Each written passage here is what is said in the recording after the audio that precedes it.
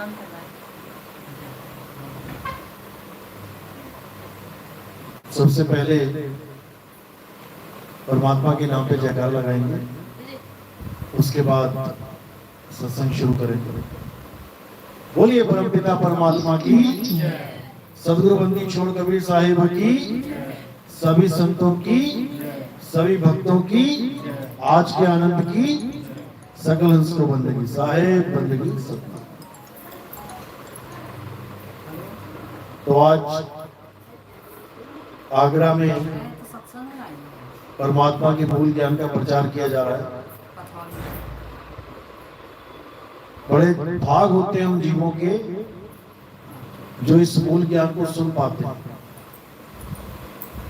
क्योंकि जन्मों जन्मों के बाद ये ज्ञान इस संसार में प्रकट होता है। और उससे भी बड़े भाग होते हैं उन जीवों के जो इस ज्ञान को समझ पाते हैं, क्योंकि ये ज्ञान 100 बार सुनने पर भी समझ नहीं आता, और अगर समझ में भी आ जाए तो उस पे विश्वास नहीं बनता। ये मन डराता रहता है कि जो कुछ आज तक तुम कर रहे थे ये सब इसमें छोड़ने के लिए बोला जा रहा है, कहीं ये रास्ता गलत ना हो, हमारी सारी पूंजी नष्ट हो जाए, ये मन डराता है। लेकिन ऐसा होता नहीं है। ये रास्ता वो रास्ता है जो बड़े बड़े महात्माओं को नहीं मिला। हजारों साल की उम्रें लेके आए सतयुग द्वापर त्रेता में उन ऋषि मुनियों को नहीं मिला। वो भी बेचारे नहीं समझ पाए कि तंत्र मंत्र जंत्र, ये पूजा पाठ हवन यज्ञ, इससे मुक्ति नहीं मिलती। इसी के सहारे वो अपना पूरा जीवन जी के चले गए, लेकिन कोई भी उस परमात्मा तक नहीं पहुंच पाया। क्यों नहीं पहुंच पाया? क्योंकि जहां परमात्मा रहता है वो स्थान ही गुप्त है। वहां तक पहुंचने के लिए आपको कोई भेदी गुरु की जरूरत पड़ती है। भेदी गुरु का मतलब होता है जो आपको भेद बताए कि परमात्मा तक कैसे पहुंचना है। आपको कोई मंत्र जंत्र तंत्र ना देवे, कुछ नाम ना जपने के लिए दे देवे, नहीं तो आप परमात्मा से दूर हो गए। जप देने वाले गुरुओं को जपी कहा जाता है, जपी। और तपस्या कराने वाले गुरुओं को तपी कहा जाता है। और घर बार छोड़ के जंगलों में जो चले जाते हैं उनको सन्यासी कहा जाता है। जपी तपी सन्यासी, इनसे भक्ति ना हो, ये भक्ति नहीं कर सकते। ये केवल मंत्र जप सकते हैं, जप जप के सिद्ध कर सकते हैं, सिद्ध पुरुष बन सकते हैं, लेकिन ये परमात्मा को नहीं पा सकते, क्योंकि इनको भेद ही नहीं पता होता परमात्मा है कहां। जहां परमात्मा छुपा हुआ है उस जगह को ये जानते ही नहीं। और उसके बदले कहां चले जाते हैं? कोई स्वर्ग में चला गया, कोई महास्वर्ग में चला गया, कोई वैकुंठ धाम चला गया, कोई गोलोक चला गया, कोई शिवलोक चला गया, कोई ब्रह्मलोक चला गया। इन लोकों में चले जाते हैं। इन लोकों में जाने से मुक्ति नहीं होती, इनको वापस आना पड़ता है। गीता में यही बोला गया, हे अर्जुन, ऊंचे से ऊंचा लोक, ऊंचे से ऊंचे लोक में गया हुआ भी जीव वापस आता है अपने कर्म भुगत के। जितनी पूंजी आपने यहाँ बनाई है उन लोकों में जाके आप उसको खत्म कर देते हो और वापस यहीं आना पड़ेगा। इसलिए जीवों को चाहिए कि वो एक ऐसी जगह चले जाएं जहां पर जाने के बाद कोई वापस नहीं आता। और वो क्या है? वो है शब्द। उसी शब्द में हमने समाना है जिसको परमात्मा बोला गया है। इसीलिए बोला गया कि जाप मरे अजपा मरे अनहद भी मर जाए, सूरत समाए शब्द में वाको काल न खाए। जो लोगों में जाते हैं वो एक तरह की जनता यानी आम जनता बन जाते हैं। जो भी लोक में जाएगा, आज हम स्मृति लोक में है, जनता की तरह बैठे हैं यहाँ पे। और इस लोक का, 3 लोक का राजा कौन है हमें ये भी नहीं पता। मुसलमान कह रहा है अल्लाह ने बनाई दुनिया, ईसाई कह रहा है गॉड ने बनाई दुनिया, हिंदू कह रहा है परमात्मा ने बनाई दुनिया, सिख कह रहे हैं वाहेगुरु ने बनाई दुनिया। लेकिन वो अभी तक, आज तक कभी किसी के सामने नहीं आया। किसने बनाई किसी को नहीं पता। बस सब अपने अपने मत अनुसार लगे हुए हैं, परमात्मा ने बनाई, परमात्मा ने बनाई। और कबीर साहब क्या कहते हैं? कहते हैं रहना नहीं देश बेगाना है, और ये धरती कागज की पुड़िया, बूंद पड़े घुल जाना है। कागज कितना ठोस लगता है, सुबह अखबारें आती है, देखो कैसे ठोस लगता है। उसी अखबार को जरा पानी की बाल्टी में डाल के देखना एक बार, एक ही बार में चितड़े उड़ जाएंगे उस कागज के, अलग अलग हो जाएगा। इसी प्रकार ये धरती आपको ठोस लग रही है, देखो कितनी ठोस है। अभी बारिश आ गए 40 दिन, धरती ढूंढे नहीं मिलेगी, गई कहां, पानी में घुल जाएगी, बूंद पड़े घुल जाना है। बड़े बड़े मकान देखो बाढ़ में कैसे धराशायी हो जाते हैं, मकान खड़ा रह जाता है, नीचे से मिट्टी सरक जाती है, पानी में घुल जाती है, और पूरा मकान पानी में। कितना सीमेंट लगाओगे, कहां कहां लगाओगे, सब मिट्टी में मिल जाना। इसलिए साहिब कह रहे हैं ये हमारा देश है ही नहीं, हम गलती से इस देश में आ गए। रहना नहीं देश बेगाना है, बेगाना यानी हमारा नहीं है, हमारे परमात्मा ने नहीं बनाया, ये किसी और ने बनाया है। जिसने बनाया है वो इसका नाश भी कर देता है। किसने बनाया ये? अगर परमात्मा ने बनाया होता तो इसका नाश ना होता कभी, क्योंकि परमात्मा की बनाई हुई चीज कभी नाश नहीं हो सकती। इसका किसने इसको बनाया है? इसको काल ने बनाया है। ये 3 लोक काल भगवान की संपत्ति है। 3 लोक एक जेल है, पाप पुण्य 2 जाल, और सारा जग भोजन बना, खाने वाला काल। आज आप परिवारों के साथ बैठे हैं, अपने परिवारों में मस्त हैं, आपको नहीं पता कि कभी भी ये काल आके आपके परिवार के किस सदस्य को खा जाए। आप सोच भी नहीं सकते कि आज का ही दिन आपके पिताजी का आखिरी दिन है, आज का ही दिन आपके बच्चों का आखिरी दिन है। किसका आखिरी दिन है ये कोई नहीं ये समझ सकता। क्या पता आप ही का आखिरी दिन हो, आज आपको ही काल खाने आए। इस प्रकार ये काल सबको खा जाएगा, कोई नहीं बचने वाला। इसलिए साहिब ने बोला कि बचना चाहो काल जाल से, चीनो शब्द हमारा, और कहे कबीर अमर कर राखूं जो निज होए हमारा।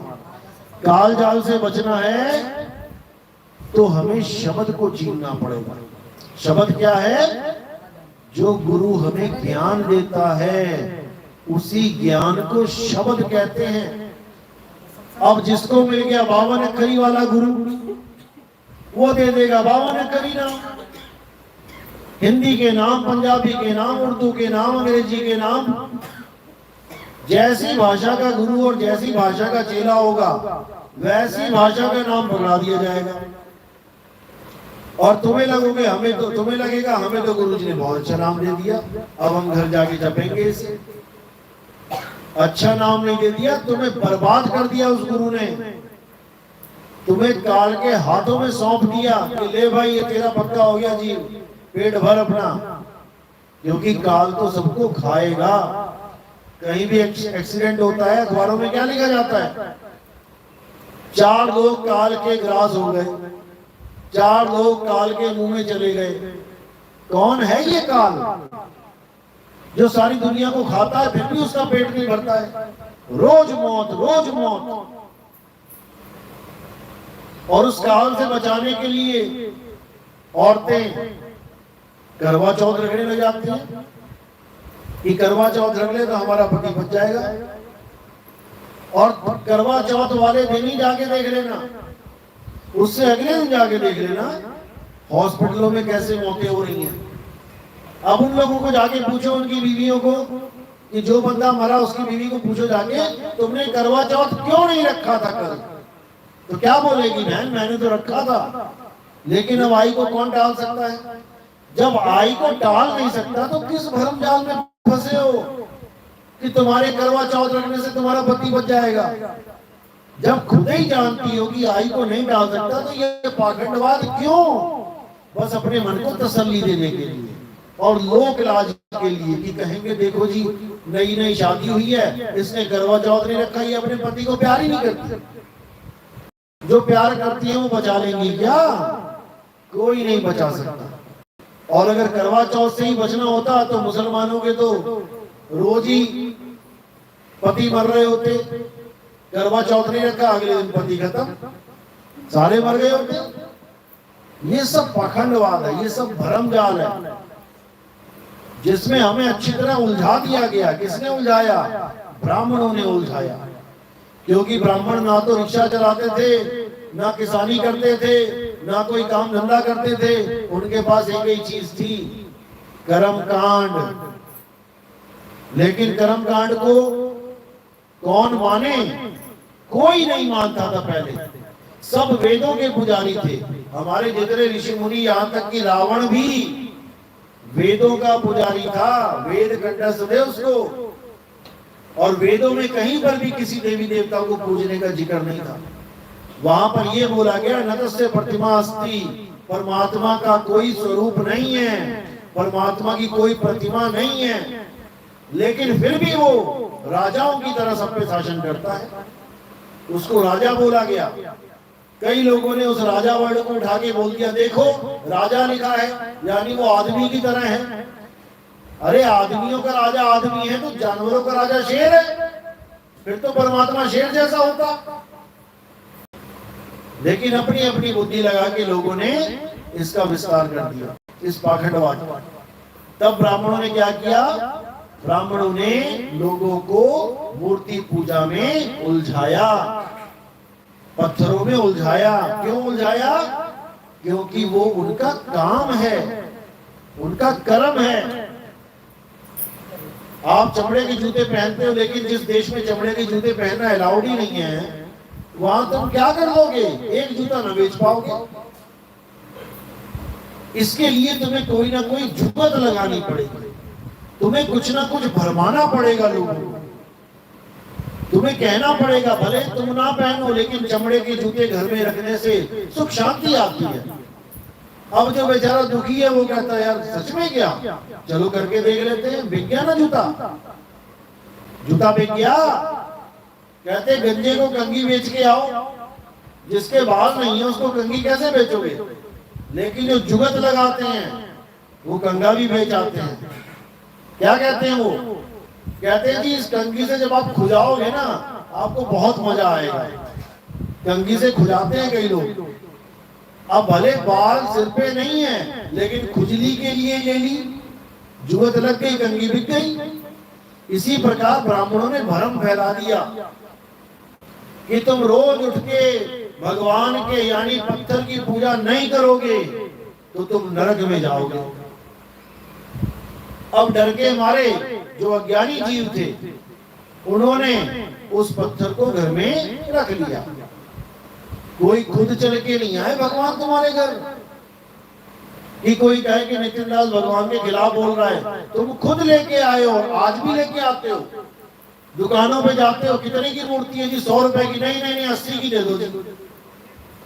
लगाते हो कि नहीं हिसाब किताब? वैसे तो 5000 की बोलते हो भगवान के नाम पे। वहां पर भी तुम हिसाब लगाते हो, वहां पर भी तुम तोल मोल भाव करते हो। तो तुमने तो भगवान को खरीद लिया भाई, 20 रुपए में सस्ता। भगवान ना हो या आलू गोभी हो गई, और 80 रुपए का भगवान लाके घर में रखते हो और 80 करोड़ की मांग करते हो, हे भगवान मेरी कंपनी चल पड़े। 80 रुपए का भगवान लाके 80 करोड़ कमाना चाहते हो तुम। यही भरमजाल है। तो जब ये वेदों पुराणों के देश में जब पत्थर पूजा आने लग गई, वेदों में नंबर 1 भारत है, जब ये पत्थर पूजा आने लग गई, वहीं से काम खराब हो गया। अब ये इंसान भारत का जो उसको मानता था जिसका कोई स्वरूप नहीं है, अब ये पत्थरों में उलझ गया। जोरदार खंडन हुआ इस बात का, सब संतों ने किया। कबीर साहब ने किया, रविदास जी ने किया, मीराबाई जो कृष्ण जी की मूर्ति खुद लेके गली गली में घूमती थी, उसने भी मूर्ति को त्याग के गुरु रविदास जी को गुरु धारण कर लिया। अगर उसको कृष्ण जी की भगत कहें हम सारी उम्र, तो कृष्ण जी की मूर्ति तो मीराबाई के पास थी। उसको गुरु करने की क्या जरूरत थी भाई? और वो भी ऐसा गुरु कर लिया जो खुद मूर्तियों के खिलाफ था। तो ऐसा गुरु तो कोई भी नहीं करता। लोग गुरु ढूंढते हैं अपने मुताबिक। अरे नहीं, वो फलाना गुरु तो ऐसे कहता है देवताओं की पूजा नहीं करनी, वो नहीं करेंगे, अपने मुताबिक ढूंढ रहे हैं गुरु। अब ये नहीं कोई सोच रहा कि वो क्यों कह रहा है कि मूर्ति पूजा नहीं करनी है, इस पे कोई विचार नहीं करेगा। अपनी बुद्धि लगाएगा कि मुझे ऐसा गुरु चाहिए जो मीट मांस भी बंद ना करवाए, जो दारू पीना बंद करवाए, जो सिगरेट बीड़ी भी पीना अलाउ रखे, ऐसा गुरु चाहिए। तो ऐसे गुरु भी बैठे हैं मार्केट में, बुफे लगाए, कोई कमी नहीं है, जैसा तुम्हें चाहिए। जैसे मैट्रिमोनियल होता है, लड़का चाहिए जी पढ़ा लिखा भी चाहिए लेकिन 6 फुट का हो तो वहां 6 फुट वाला भी है, मीट ना खाता हो तो मीट ना खाने वाला भी है, और मीट खाता हो तो खाने वाला भी है। सरदार लड़का चाहिए लेकिन पगड़ी ना पहनता हो, वो भी अवेलेबल है। ऐसा सिस्टम बन गया है, जैसा तुम्हें गुरु चाहिए वैसा गुरु बन के बैठा हुआ मार्केट में बंदा।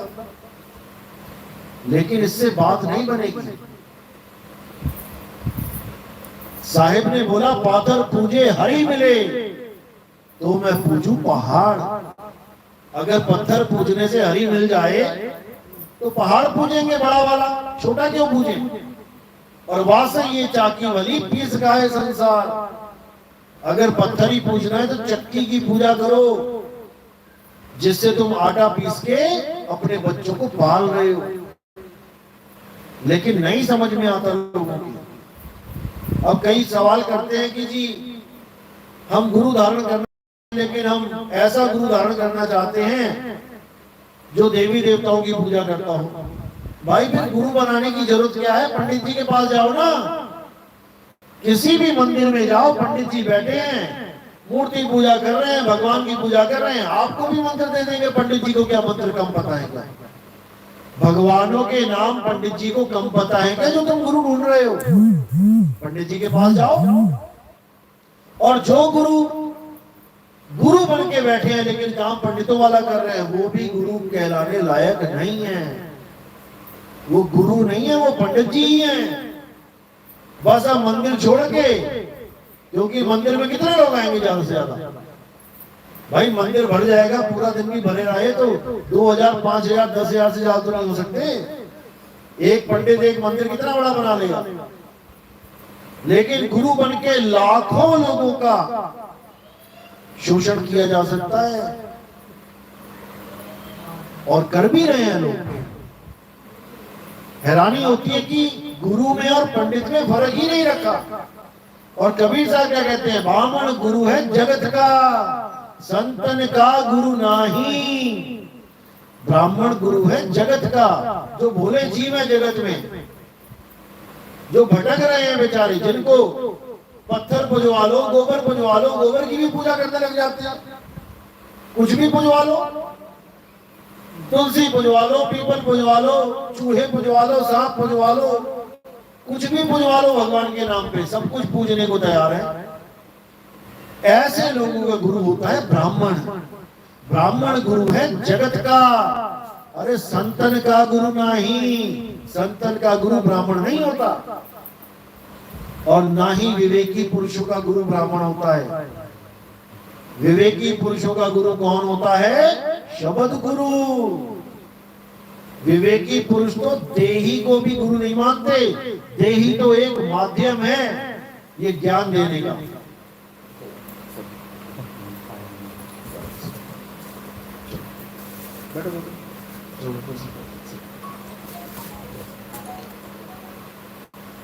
तो ब्राह्मण और संत, इनमें जमीन आसमान का अंतर होता है। लेकिन अंतर तब समझ में आएगा जब सत्संग सुनोगे। बिन सत्संग विवेक न होई, और राम कृपा बिन सुलभ न सोई। जब तक सत्संग यानी सत्य का संग नहीं कर लोगे, जब तक तुम ऐसे भटकते रहोगे। लेकिन ये सत्य है क्या जिसका संग करना है? जब तक सत्य को नहीं जाना, कुछ नहीं जाना। तो सबसे पहले गीता देखो, गीता में क्या बोला सत्य के लिए? हे अर्जुन, इस दुनिया में दो प्रकार के तत्व हैं, एक असत तत्व और एक सत्य तत्व। असत तत्व तो सारे शरीर हैं, ये जितने शरीर बैठे हुए हैं ये सब असत है। असत क्यों है? क्या कारण है? क्योंकि हे अर्जुन, शरीर हमेशा बदलते रहते हैं और शरीरों का जन्म और मृत्यु होती है, इसलिए ये असत्य है। अब चाहे गुरु का होए, चाहे होए चेले का, चाहे भगत का होए और चाहे होए भगवान का, शरीर तो असत्य है। और शरीर कपड़े हैं। हे अर्जुन, हम तुम और ये समस्त राजा, हम कपड़े नहीं हैं, हम शरीर नहीं हैं, हम आत्मा हैं। तो असत तत्व हो गया शरीर। अब सत्य क्या है? हे अर्जुन, आत्म तत्व ही सत्य है, आत्मा ही सत्य है। आत्मा को ना कोई शस्त्र काट सकता है, ना अग्नि जला सकती है, ना वायु सुखा सकती है, ना जल भिगो सकता है। तो पूजा किसकी करने के लिए बोल रहे हैं? सत्य की कि असत्य की? सत्य की। और हम किसकी पूजा करते रहे? असत्य की। वो कह रहे हैं उसको शस्त्र काट नहीं सकता, यानी उसको तीर छू भी नहीं सकता, आत्मा को उसकी पूजा करनी थी। और हम किसकी करते रहे? जिसके पैर में तीर लग गया उसकी पूजा करते रहे।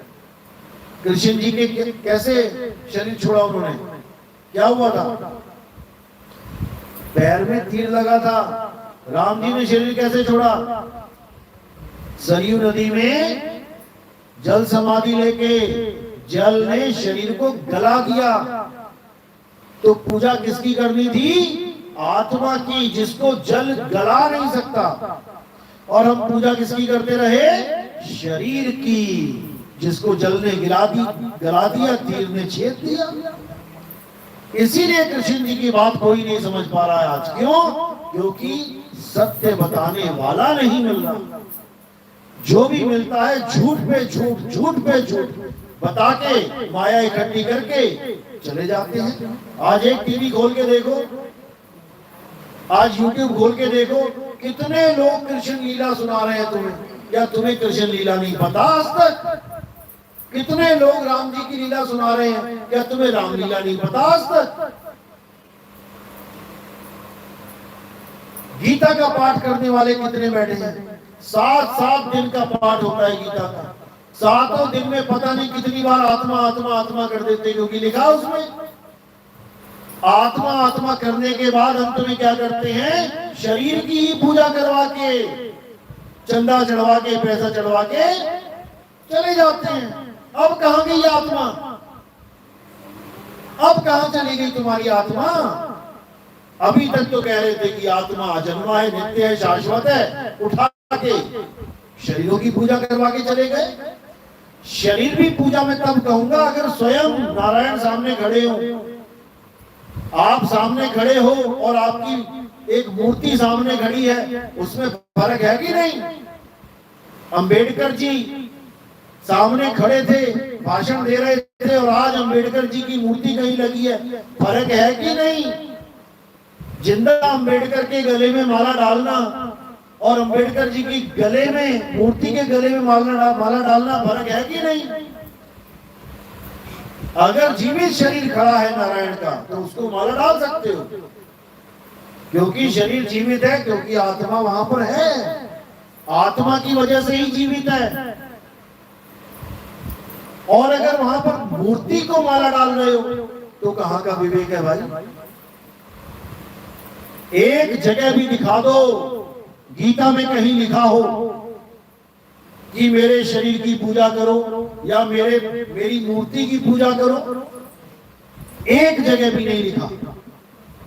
वहां पर कभी नहीं बोला गया कि किसी धर्म में मैं यानी मेरे शरीर की पूजा हो, कभी नहीं बोला। वहां तो ये बोला गया सब धर्मों को त्याग दे, सब धर्मों को छोड़ के एक मेरी शरण में आ जा। सब धर्मों में सब धर्म आते हैं, हिंदू मुस्लिम सिख ईसाई, सब धर्मों को छोड़ दे। यानी कि अपने ऊपर ठप्पा मत लगवा कि तू हिंदू है कि मुसलमान है कि सिख है कि ईसाई है। अपने ऊपर सत्य का ठप्पा लगवा कि तू सत्संगी है, तू सत्य को जानता है। और सत्य का ठप्पा क्या है? आत्मा, आत्म ज्ञान।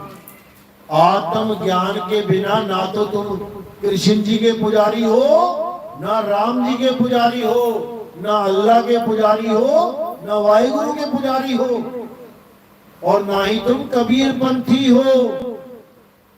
अगर तुम आत्मा के अलावा किसी मंत्र को पकड़ के जप रहे हो, बैठे हो, तो तुम कबीर पंथी नहीं हो, कबाड़ पंथी हो। क्योंकि साहिब क्या बोल रहे हैं? ना मैं जप में, ना मैं तप में। जब मैं जप में हुई नहीं तो ये कबीर पंथी क्या जपवा रहे हैं? अजर नाम, अमर नाम, अनाम, अकाम, पता नहीं क्या क्या रटवा दिया इस आदमी को, तोता बना दिया। और इनको समझाओ तो उल्टा गालियां सुनो। समझना तो बहुत दूर की बात है। सच्चों को ही झूठा बताते हैं, साचों को ये झूठा बतावे। और इन झूठों पे एतबार, निरंजन धन तेरा दरबार। निरंजन कौन? काल निरंजन। जन्म मरे जीव 84, काल निरंजन डाली फांसी। इस काल निरंजन को कोई नहीं जानता। अभी तुम्हारा बेटा जॉब पे जा रहा है, अभी खबर आ जाएगी ट्रक के नीचे आ गया, मर गया जी। अब बताओ कौन से भगवान की तुमने पूजा में कमी छोड़ी थी? भगवान को बचाना चाहिए था।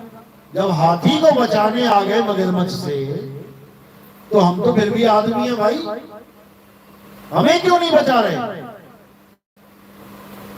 और जो दर्शन करने जा रहे हैं, केदारनाथ में गए थे, घर बार छोड़ के, गंदा पानी छोड़ के, उनको भी मौत से नहीं बचाया।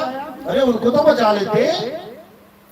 भगवान के घर गए थे, कहीं घूमने फिरने थोड़ी नहीं गए थे पिकनिक स्पॉट पे, नहीं बचाया गया।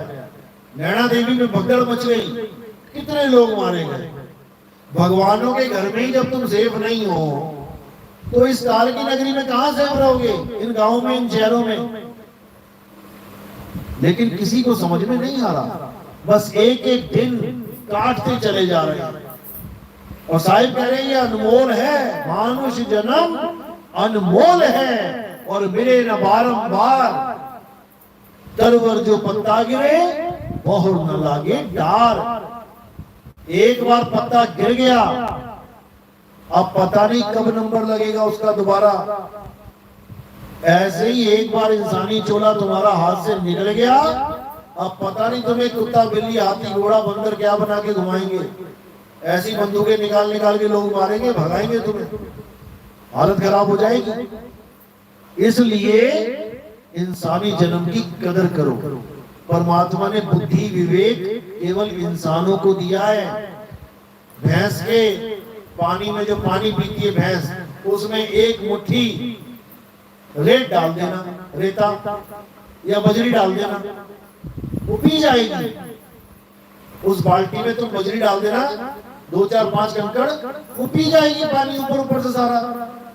और तुम अपने ग्लास में डलवा के देख लेना, थोड़ा सा रेत, 2 4 कंकड़, पी लोगे क्या? नहीं पियोगे। एक मक्खी गिर जाए तुम्हारे पानी में, पी लोगे क्या? नहीं पियोगे। वो बात अलग है, आदमी बहुत शातिर है। पानी में गिर गई मक्खी तो फेंक देगा, चाय में गिर गई तो मक्खी निकाल के फेंक देगा, दूध में मक्खी गिर जाए, किसी ग्वाले के पास जाओ जो दूध चोराए भैंस का, भरी हुई बाल्टी में 10 मक्खियां गिर गई, अब वो क्या फेंकेगा?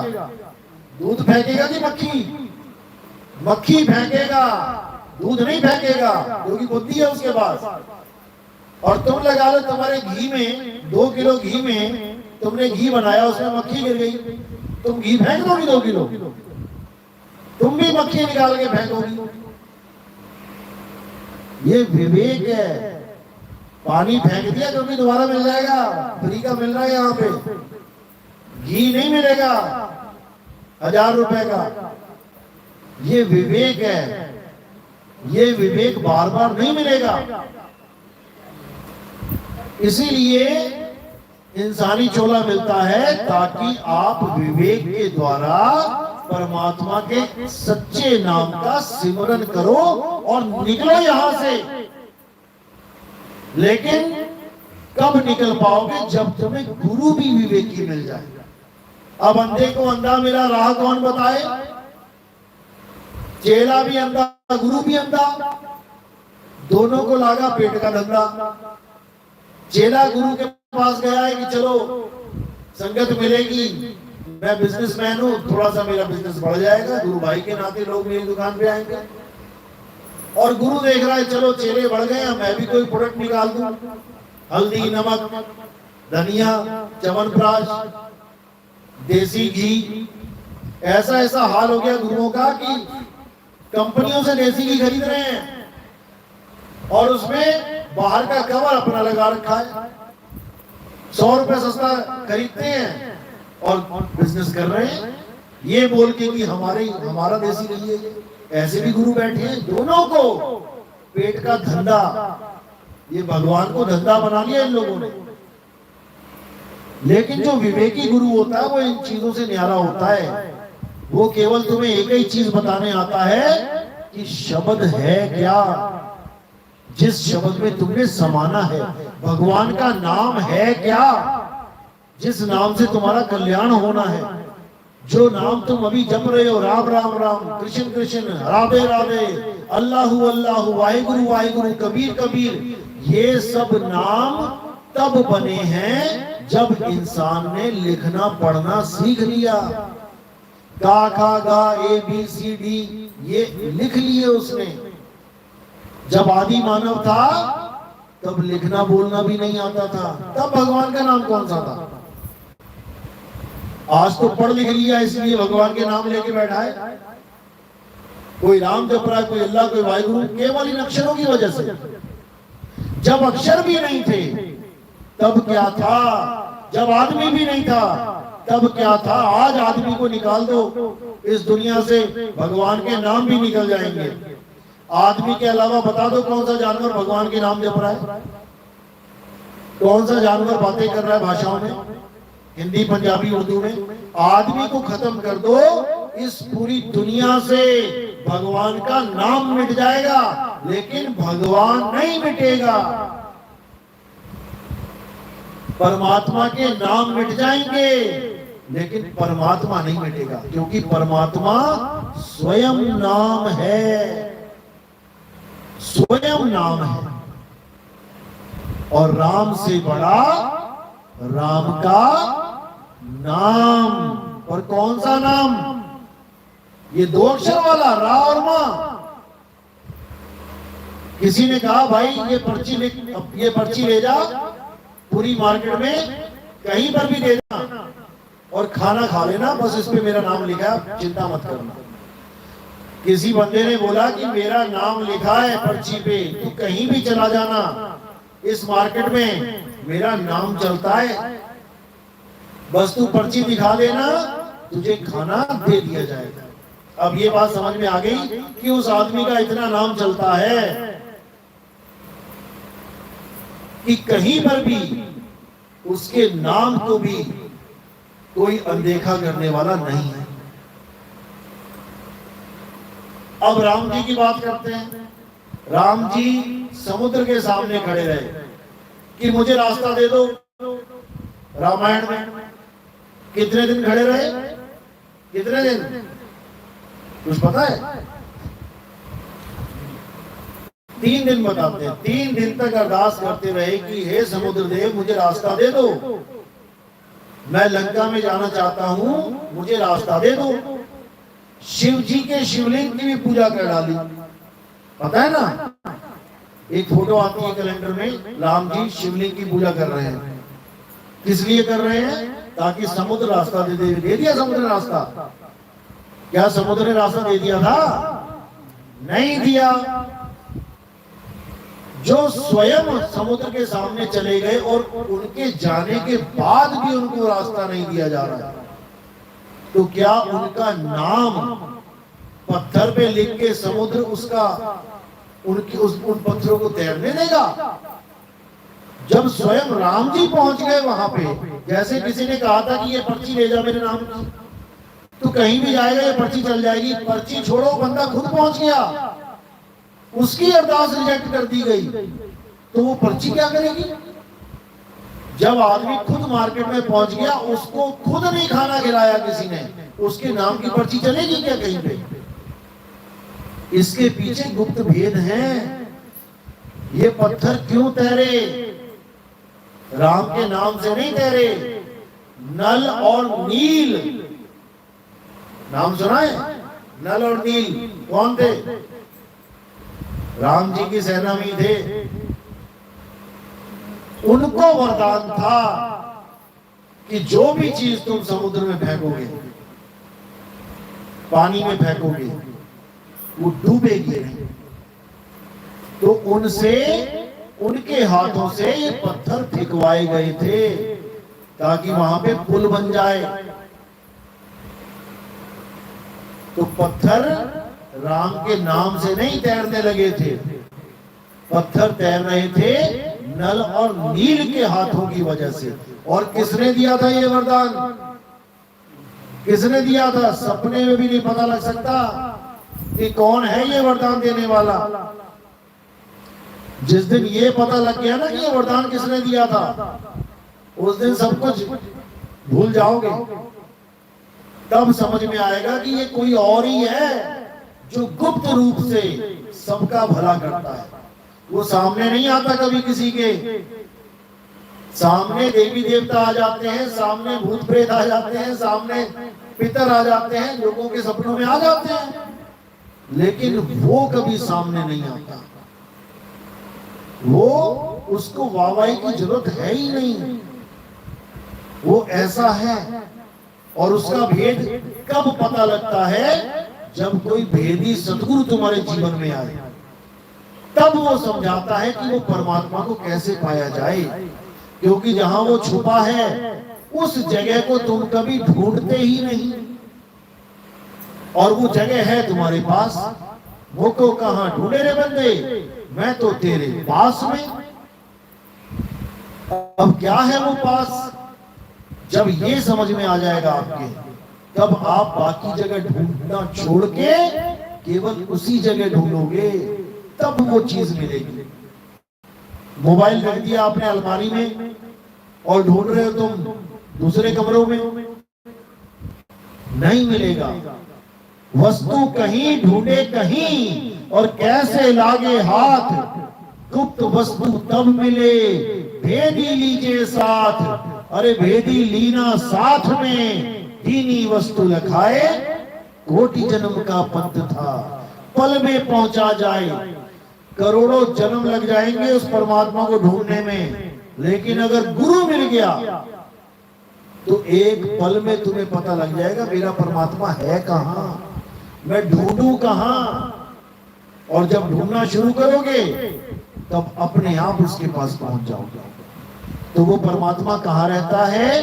क्या बताया संतों ने कि जहां वो परमात्मा रहता है वो जगह अमर है। उसको कोई तोड़ नहीं सकता, मार नहीं सकता, जला नहीं सकता। किसको? आत्मा को। आत्मा में ही परमात्मा का वास है। आत्म में राम, राम में आत्म, चीनस गुरुमुख विचारे। गुरु ग्रंथ साहब कहते हैं कि आत्मा से परमात्मा और परमात्मा से आत्मा जुदा है ही नहीं, बस भरम रूप में हम भूले बैठे हैं उसको, इसीलिए जुदा दिखाई देते हैं, नहीं तो जुदा नहीं है। लहरों से सागर कैसे जुदा है? लहरें सागर के बिल्कुल पास हैं, लेकिन केवल एक गलती कर रही हैं कि हवा का साथ लेके समुद्र के ऊपर ही चल रही हैं। इसलिए समुद्र तो स्थिर है, लेकिन लहरें चलती हुई दिखाई दे रही हैं। और जब वो हवा का साथ छोड़ दे, तब वो लहरें कहां कहां जाएंगी? समुद्र को छोड़ के आगे भाग जाएंगी, समुद्र में ही समा जाएंगी, लहरें ही समुद्र हो जाएंगी। तो जब तक परमात्मा का भेद नहीं समझ में आया, ऐसे भागते रहोगे लहरों की तरह। और जब परमात्मा का भेद पता लग गया कि वो आत्मा में छुपा है, तो तुम आत्म सिद्ध हो जाओगे। अध्याय 3 17वां श्लोक 15-16 पढ़ो। उसमें क्या बोला है कि बहुत सी विधियां हैं देवताओं को प्रसन्न करने की, भगवान को प्रसन्न करने की। हवन करो, यज्ञ करो, पूजा पाठ करो, लेकिन किंतु जो अपनी आत्मा में रमण करता है, जो अपनी आत्मा में संतुष्ट है, जो अपनी आत्मा में सिद्ध है, उसके ऊपर कोई धार्मिक कर्म कर्तव्य लागू ही नहीं होता। उसको किसी मंदिर में जाके घंटियां बजाने की जरूरत नहीं, उसको कोई पूजा पाठ व्रत नित्य नेम करने की जरूरत नहीं, उसको किसी तीर्थ में जाके नहाने की जरूरत नहीं। वो अपनी आत्मा रूपी तीर्थ में नहा के परमात्मा रूपी भगवान को प्राप्त कर लेता है। अध्याय 18वां श्लोक। जो स्वरूप सिद्ध व्यक्ति अपने स्वरूप को प्राप्त कर लेता है, वो अन्य किसी जीव पर निर्भर भी नहीं रह जाता। अब उसे और कोई पार नहीं करेगा, अब वो अकेला ही पार हो जाएगा। जिसको तैरना आ गया गुरु के माध्यम से, अब वो गुरु का इंतजार नहीं करेगा कि किसी नदी में किसी ने धक्का दे दिया उसे, अब वो कहेगा जी बचाओ, गुरु जी बचाओ। अब वो स्वयं तैरेगा। उसी को स्थित प्रज्ञ बोला गया है गीता में। लेकिन ये ज्ञान आपको कोई नहीं समझाने वाला, क्योंकि इस ज्ञान को देने से धंधे खत्म होते हैं, धंधे चौपट होते हैं, बढ़ते नहीं हैं। इसीलिए कबीर साहब कह रहे हैं कि आत्म ज्ञान बिना नर भटके। कहां भटके? कभी काबा, कभी काशी। काबा कौन से धर्म के लोग जा रहे हैं? मुस्लिम। अब वो जा रहे हैं धार्मिक गतिविधियां करने, लेकिन कबीर साहब की नजर में वो भटकने जा रहे हैं। असली चीज को घर में छोड़ के भटकने जा रहे हैं बाजार में, और जो चीज चाहिए वो घर में पड़ी है। अरे घर में पड़ी वस्तु नहीं सूझे, और बाहर ढूंढन जासी, जल में मीन प्यासी, मुह देखते आवे हंसी। इसी आत्म ज्ञान को प्राप्त करना है। जब लगना चीनोगे आत्म, तब लगना मिली है परमात्म। आत्म चीने परमात्म चीने, संत कहावे सोई, और यह भेद काया से बाहर, बूझे बिरला कोई। ये भेद काया से न्यारा है, बाहर है। इस काया में मत ढूंढने लग जाना परमात्मा को। इस शरीर में परमात्मा नहीं रहता।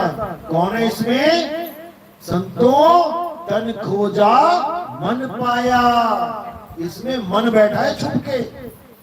मन ही श्रोता, मन ही वक्ता, मन ही निरंजन राया।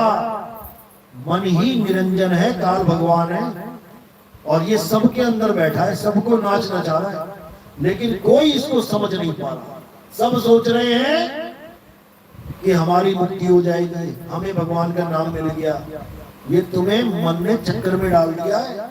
ये जप तप व्रत नित्य नेम पूजा पाठ तीर्थ मूर्त, ये सब माया जाल है। माया जाल यानी 3 गुण, त्रिगुणी माया। गीता में साफ बोला, जो त्रिगुणी माया को जान जाता है वही उसे लांग जाता है।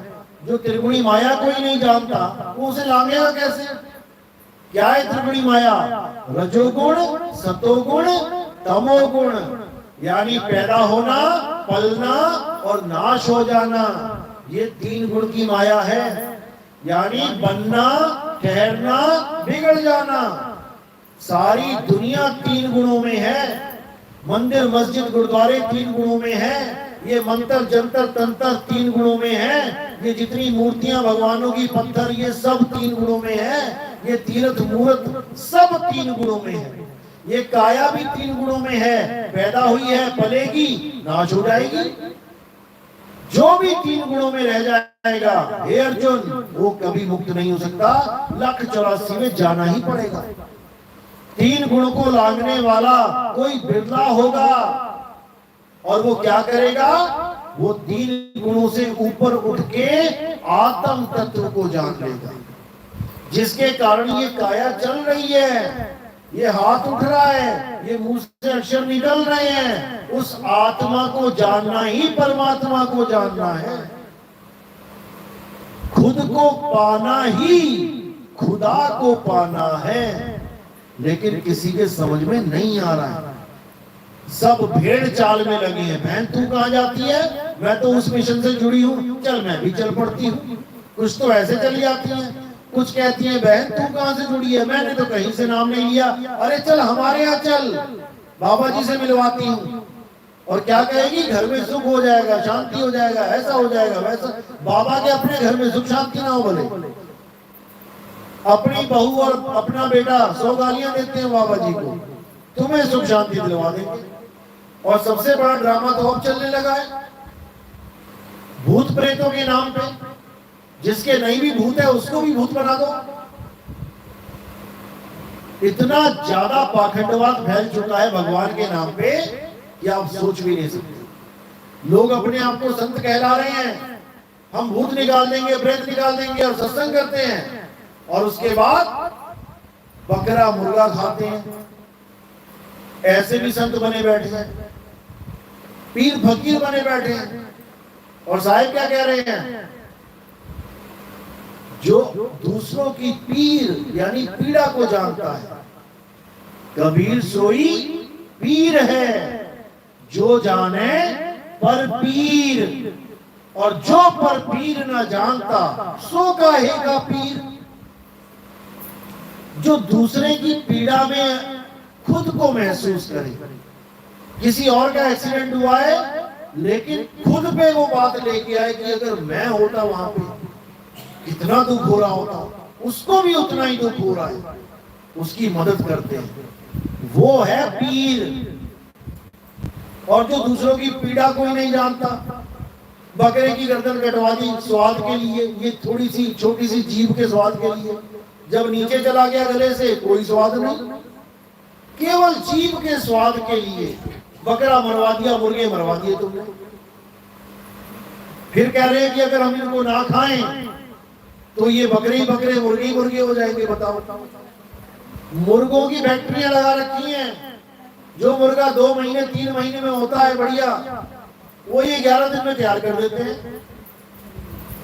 कौन से मुर्गे मुर्गे हो गए?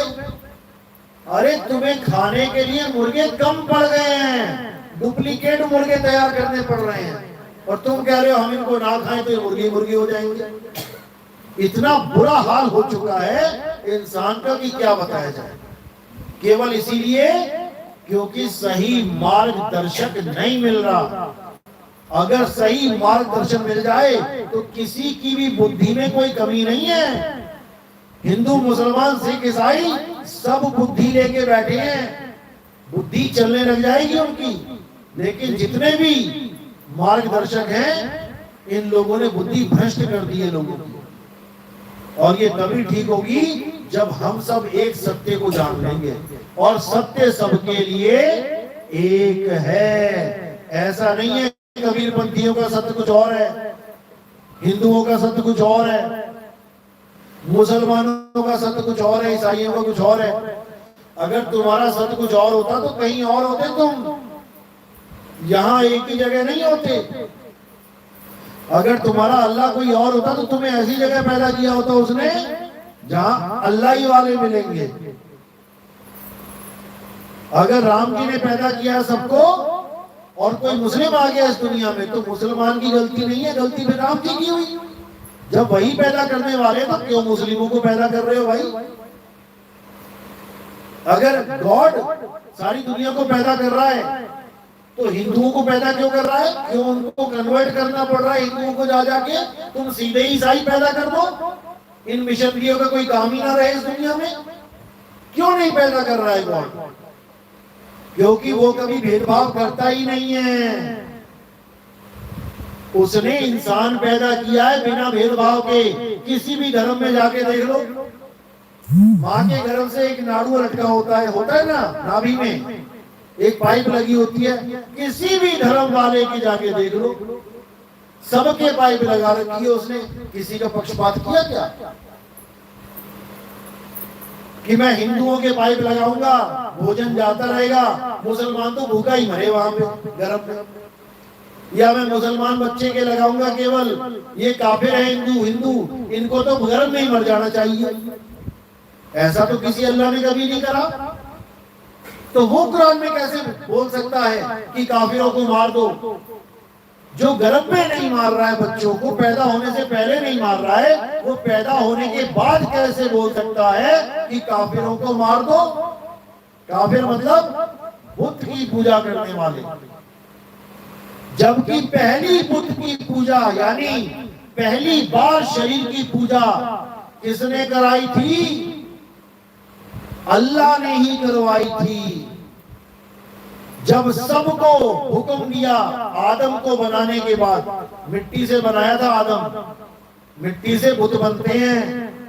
आदम को बनाने के बाद बड़े बड़े जो क्या बोलते हैं उनको, जो परियां हो गई या जो नबी हो गए, कुछ भी, उन सबको बोला कि इस आदम को सजदा करो, यानी उस बुत को बना के उसका माथा टिकवाया।